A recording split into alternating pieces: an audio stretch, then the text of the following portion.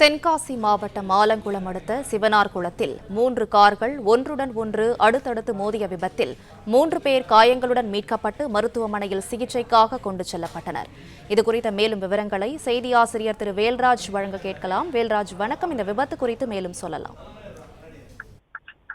திருநெல்வேலியில் இருந்து தென்காசி செல்லக்கூடிய நெடுஞ்சாலையில் இந்த விபத்து நடந்திருக்கிறது. சற்று முன் நடந்த இந்த விபத்து குறிப்பாக இந்த சாலையிலே வைக்கப்பட்டிருக்கிற அந்த சென்ட்ரல் மீடியனை ஒட்டி அமைக்கப்பட்டிருந்த அந்த தடுப்பு கம்பியை தாண்டி செல்லும் பொழுது இந்த விபத்து நடந்திருக்கிறது.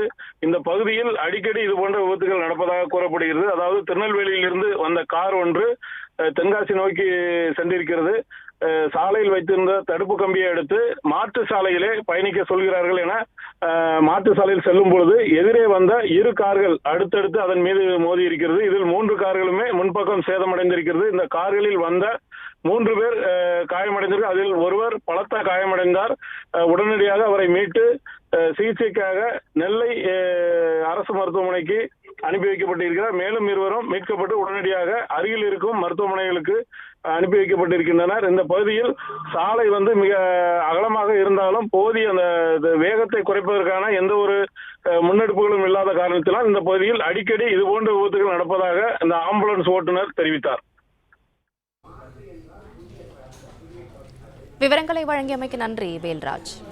பிளே ஸ்டோர் மற்றும் ஆப் ஸ்டோரில் இருந்து பாலிமர் செயலியை QR கோடு மூலம் பதிவிறக்கம் செய்யுங்கள். செய்திகளை உடனுக்குடன் பெறுங்கள்.